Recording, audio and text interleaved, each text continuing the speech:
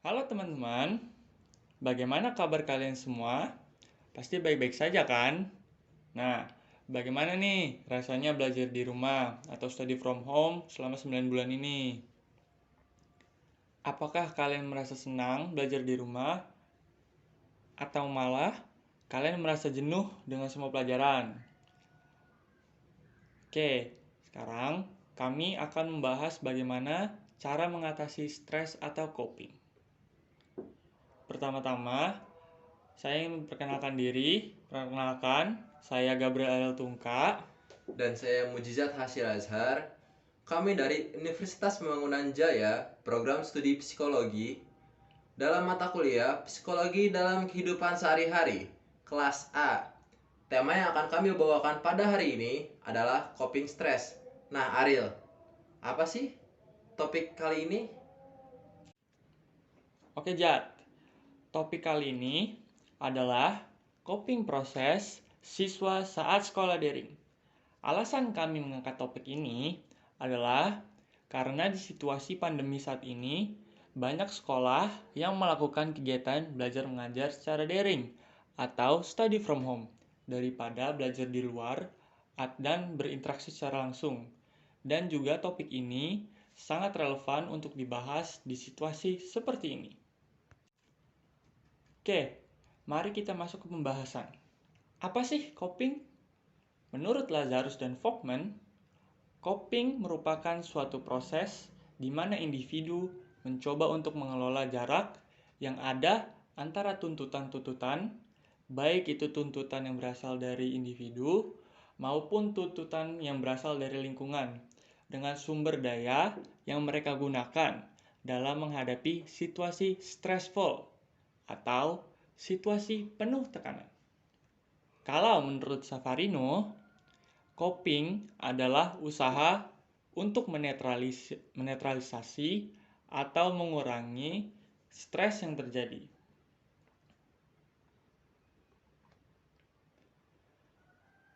Coping sendiri ada berbagai macam. Kita dapat mengambil teori dari Lazarus dan Folkman yang mengemukakan bahwa terdapat dua pengelompokan coping, yaitu problem focused coping dan juga emotion focused coping. Sekarang, mari kita lihat satu persatu. Yang pertama, problem focused coping. Problem focused coping merupakan bentuk coping yang lebih diarahkan kepada upaya untuk mengurangi tuntutan dari situasi yang penuh tekanan. Contohnya, saat mendapat nilai buruk, siswa yang menerapkan strategi coping ini akan bertindak terhadap masalah tersebut dan berusaha untuk pertama, mengidentifikasi masalah.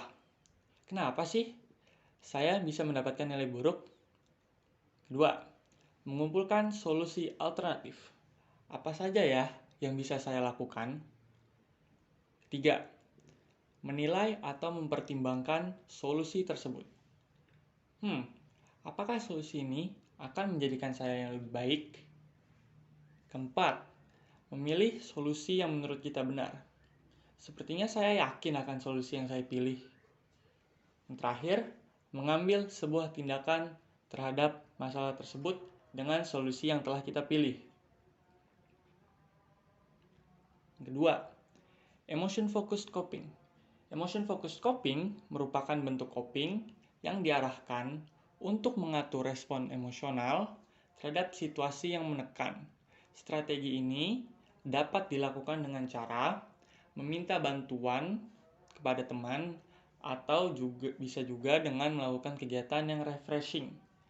Hal tersebut dapat membuat pikiran kita lebih tenang dan kita menjadi nyaman. Contoh yang bisa kita ambil adalah seorang siswa yang merasa pasrah karena tidak mengerti materi yang disampaikan oleh sang guru. Siswa tersebut bisa melakukan strategi emotion focused coping untuk menjauhkan diri dari tekanan dan mencari sebuah pengalihan yang membuat keadaan emosional menjadi lebih tenang. Kenapa sih kita perlu coping? Tolong Ijat, Baik, boleh Ariel. jelaskan? Kali ini saya akan menjelaskan kenapa sih kita itu perlu coping skill. Nah, sebelum itu, mari kita ketahui terlebih dahulu apa saja gejala yang dapat diakibatkan oleh stres. Yaitu yang pertama, gejala emosi, seperti mudah marah karena kondisi internet yang sangat lambat saat pertemuan daring, yang selalu bikin putus-putus. Dua, gejala fisik, seperti lemas karena banyaknya tugas yang diberikan oleh Bapak Ibu guru kita semua, sehingga tidak ada waktu untuk kita istirahat. Ketiga, gejala kognitif, seperti mudah lupa akan materi yang diberikan oleh Bapak Ibu guru. Empat, gejala perilaku, seperti menghindari tanggung jawab dengan tidak mengikuti pertemuan kelas. Hayo, siapa yang seperti itu? Hayo. Nah, mengapa kita perlu coping?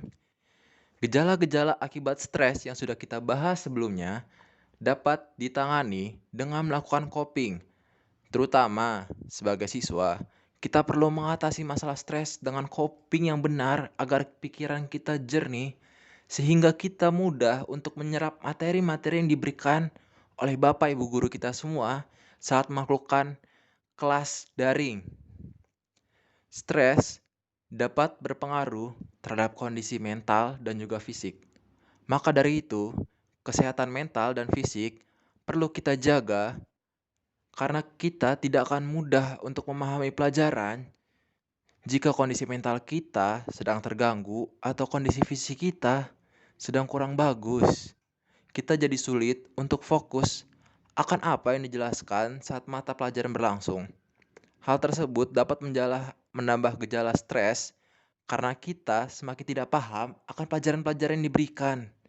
Maka dari itu, melakukan coping adalah hal yang sangat dianjurkan agar kita tidak stres akan kegiatan sekolah online yang kita lakukan sehari-hari. Kesimpulannya, stres mungkin terlihat seperti hal yang sulit untuk diatasi. Tapi sebetulnya, banyak sekali cara yang dapat kita lakukan untuk mengatasi stres. Kita hanya perlu menemukan cara yang tepat dan sesuai dengan kondisi yang kita alami dan juga kondisi psikis kita. Nah, saran yang dapat kami berikan untuk mencegah stres dengan coping bagi siswa antara lain dengan melakukan hal-hal berikut ini. Yang pertama, kita harus selalu berpikir positif agar kesehatan mental kita selalu terjaga dan tidak mudah stres. Karena kalau kita mudah stres, yang ada kita juga gampang kena penyakit dong. Kedua, membuat proses belajar menjadi lebih menyenangkan. Membuat proses belajar menjadi lebih menyenangkan bisa dilakukan dengan berbagai cara.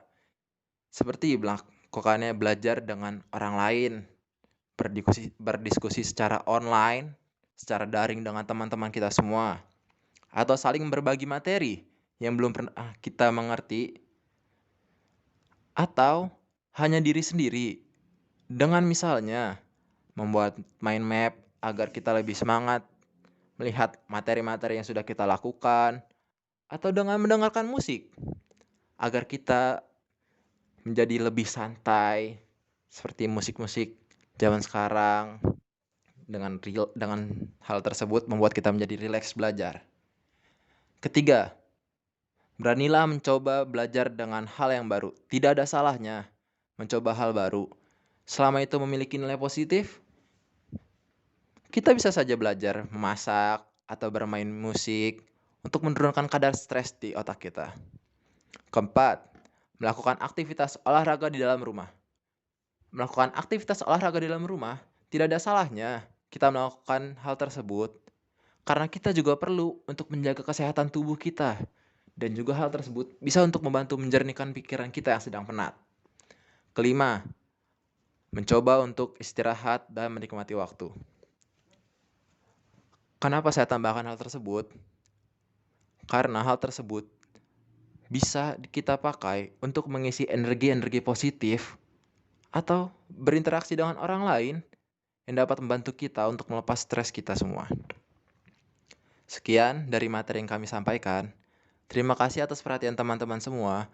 Semoga apa yang kita bicarakan hari ini dapat membantu untuk mengatasi stres yang kita semua alami. Jangan mudah menyerah, ayo coba lagi sampai bisa. Apabila ada kesalahan maupun kekurangan kata-kata dari kami mohon maaf sebelumnya semua. Assalamualaikum warahmatullahi wabarakatuh. Bye-bye.